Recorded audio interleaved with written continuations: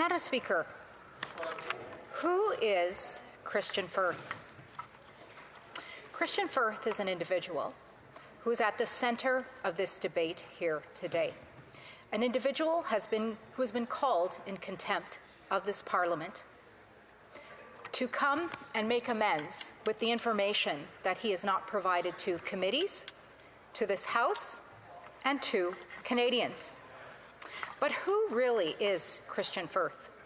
Kristian Firth is one half of a company called GC Strategies that in 2018 ranked fourth on the fastest growing companies in Ottawa. Its products it offers, IT solutions, consultings. It had, Madam Speaker, a 3-year revenue growth of 676.4%. And it's no wonder why, Madam Speaker, when we see the scandal of Arrive scam, a $60 million app that could have been created at a fraction of the price by a group of university students over a weekend. Yet this individual is wanted here before the House for not getting answers for Canadians. Now, I'm sure when Mr. Firth started his enterprise, he was like any other well-meaning entrepreneur who wanted to go out there and make a dollar to support his family. He has cited incredible stress since he undertook this role and the scrutiny that him and his partner have come under. But the things he did, Madam Speaker, certainly were scrupulous. For example, he falsified CVs. And before I continue, Madam Speaker, I just wanted to point that I'll be sharing my time with the wonderful member from Edmonton West, Edmonton Mall, also the chair of the Government Operations Committee. Falsified CVs. So he essentially did what we have come to know in Government Operations Committee, known as the bait and switch, where you provide a certain set of information, win a contract, and then switch out the vendors, switch out those individuals who will be completing the work. He certainly inflated the prices. He has made $19 million on Arrive scam, an unbelievable amount, and as I said, for a $60 million app, but it may in fact be even more than that, as the Auditor General wasn't even able to confirm that it was just $60 million as a result of incomplete documentation.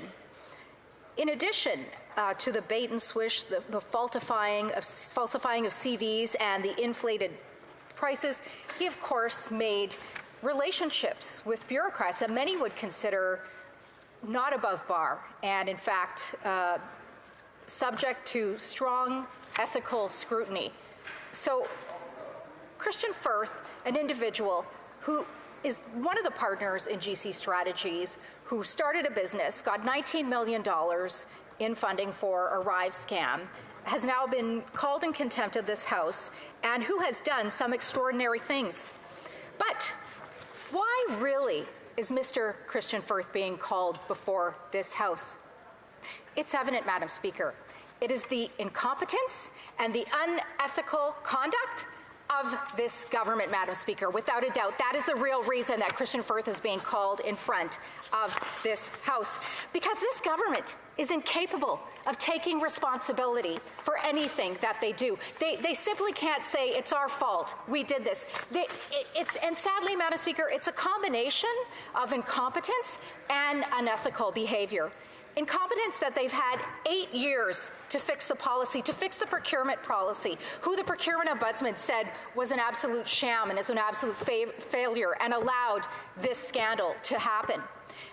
It's an ethical breach, as we've seen at every single layer of this government, at every single level of this government, to the Prime Minister 3 times with nothing more than a slap on the wrist. No wonder Kristian Firth thought that he could get away with the types of atrocities that he did and be called forward to this House. And, Madam Speaker, we have seen several instances of this government where they have not taken their responsibility seriously or at all, with dismal results and terrible consequences for Canadians, in fact, members of their own party as well.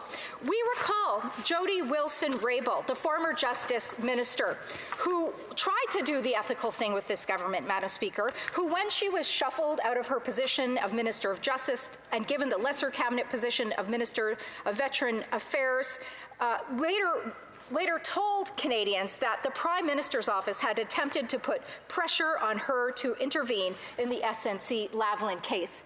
So you see, Madam Speaker, no one has a chance against this government, even the Justice Minister. In a letter, she later thanked constituents and saying she was stepping down from cabinet, looking forward to serving her constituents at that time. But in her book, she later came out and said, "I wish I had never met you." Those are the words she said about this Prime Minister who leads this unethical government, who leads this incompetent government that has brought us to the position of Kristian Firth having to come in front of government here today. In fact, on her way out, Madam Speaker, she said to the incoming Justice Minister, David Lametti, she said, "Be careful, all is not what it seems." So as I said, Madam Speaker, this is a government that doesn't want to take responsibility, doesn't want to have accountability, and we see this again with the calling of Kristian Firth. Where else did we see this, Madam Speaker? We are seeing it with the dismissal of the 2 lab scientists out of the Winnipeg lab, Madam Speaker, where we had, first of all, a CSIS investigation where it showed information such as an X-ray package containing virals, a substance that were later found to be mouse protein but were labeled as kitchen utensils, Madam Speaker. And as well, a trip to China being a personal vacation. But even a CSIS investigation wasn't enough for the Prime Minister to insist that all of the documents were released around this scandal, Madam Speaker. And this is another example where we see this government that does not take responsibility, is unethical, and doesn't even have the competence to right the wrongs that they make. So they have no capacity to fix this policy. They have no, even though they've had 8 years there, they have no capacity to follow the recommendations of independent investigators of Parliament, such as the Procurement Ombudsman or even the Privacy Commissioner, as we saw in Government Operations Committee this morning. And worse than incompetence, Madam Speaker, they are unethical. They attempt to cover up their unethical behavior and place the blame on other individuals, as the Prime Minister did with the Minister of Justice, Jody Wilson-Raybould, as he did with the former Parliamentary Secretary to International Development, Selina Segar-Chavanez, as he did with Jane Philpotts, and the list goes on and on and on. And do you see Minister Lametti in this room here today? No. He was lucky. He jumped off the bus before he could get run over, Madam Speaker. But that's what this government does. That's what this unethical government does. Where else did we see this, Madam Speaker? Why, look at the chair you're sitting in. It's the chair of the Speaker. This Prime Minister couldn't even accept responsibility for inviting a Nazi into the House. And instead, what did he have to do? He got rid of the predecessor to that chair, Madam Speaker. This government is incompetent, unethical. They can't take responsibility for anything. They throw everyone and anyone under the bus. And this is the latest victim, Madam Speaker. Certainly a result of his own doing, of his own terrible inaction to respond to this House, but it's the Prime Minister that runs these people under the bus. Now, Madam Speaker, who perpetuates these lies? In fact, it is the Prime Minister and all of the ministers around him, all of the ministers who showed up in Government Operations Committee indicating that they don't know how this happened. It is their deputy ministers, Erin O'Gorman, who's just there covering up for this unethical government. And you know what makes me the most mad, Madam Speaker? It is me and my colleagues that will have to come in the next government, in the next election, to fix this pattern of unethical behavior and fix all of the policies. It is the member for Edmonton West. It is the member for Barrie. It is the member for Calgary West. It is the member for exactly behind me, Sonia Lambton, who are going to have to come in and clean up this mess, Madam Speaker. And that's because even though it may be Kristian Firth who is coming to the bar today, in contempt for refusing to provide answers, it is fundamentally the response, the fault, the blame of this unethical Prime Minister, of this incompetent Liberal government. And frankly, Madam Speaker, Kristian Firth is just the latest victim in this train wreck, in this parade of victims of the Prime Minister and his team. Thank you very much, Madam Speaker.